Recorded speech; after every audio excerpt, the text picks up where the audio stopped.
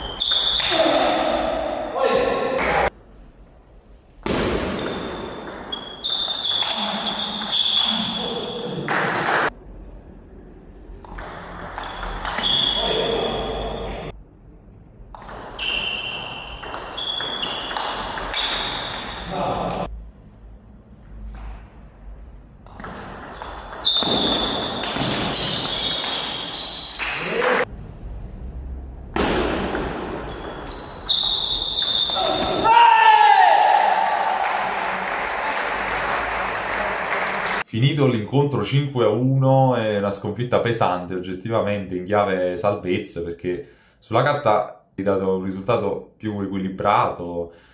magari anche con una sconfitta da parte nostra, però 5-1 è pesante. Pareri personali, io sono comunque soddisfatto, anche se ho fatto una partita sola, comunque di come ho giocato in generale. Mi sentivo sicuro soprattutto per quanto riguarda il rovescio, ma anche di dritto, anche tatticamente secondo me ho giocato bene, però sono venuto meno un po' sempre quando ho avuto un vantaggio, il set che ho vinto ero avanti 10-6 e sul 10-8 il mio avversario ha fatto un errore abbastanza semplice, su una palla comunque facile, e un altro set ero avanti mi sembra 5-2, dopo ho perso tipo 6 punti di seguito direttamente, 8-5, insomma veramente, ecco, calo quando sono in vantaggio purtroppo ultimamente, però è una cosa al quale sto cercando di migliorare, insomma sto cercando di migliorare questo punto. Per quanto riguarda invece gli altri compagni di squadra, ecco, per Antonio Martella c'è stato l'esordio quest'anno in B2 e è rimasto abbastanza deluso, più che per il risultato abbastanza netto della sua partita, è stato deluso per la sua prestazione, che comunque insomma si sentiva teso, non ha giocato al suo massimo. Io, come gli ho detto anche in macchina, gli ripeto anche adesso in video, bisogna cercare di essere comunque ottimisti, capire anche la situazione e considerare anche il fatto che, a parte l'essere sfavoriti nell'incontro, però c'è anche il discorso di esperienza, diciamo, considerato che è la sua quarta partita in tutto l'anno, quindi anche un fatto di preparazione a livello delle competizioni, insomma, l'ansia per la prestazione, la prima partita di campionato, insomma, tutte queste cose che ovviamente inficiano. Invece per quanto riguarda Luca Martiniello, ha perso 2 partite 3-0, 3-0 purtroppo, e ha avuto un lungo periodo di malattie, purtroppo. In generale, insomma, l'inverno lo colpisce spesso, ecco, diciamo, il passaggio estate-inverno, e quindi non era perfettamente in salute, quindi ha perso un po' in generale, e un po' tutti, se vogliamo dire qualche altro particolare, hanno, sia gli atleti di casa che fuori casa, hanno sofferto un po' il campo,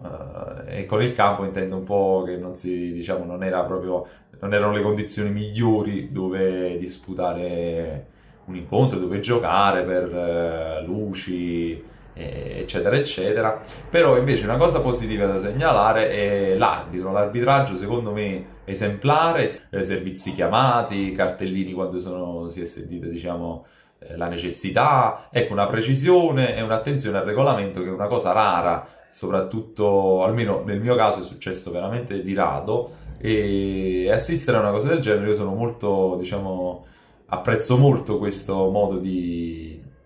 arbitrare. Spesso, devo dire la verità, non che sia una cosa negativa, ci mancherebbe, si lascia un po' più di libertà, ecco, agli atleti, insomma, ai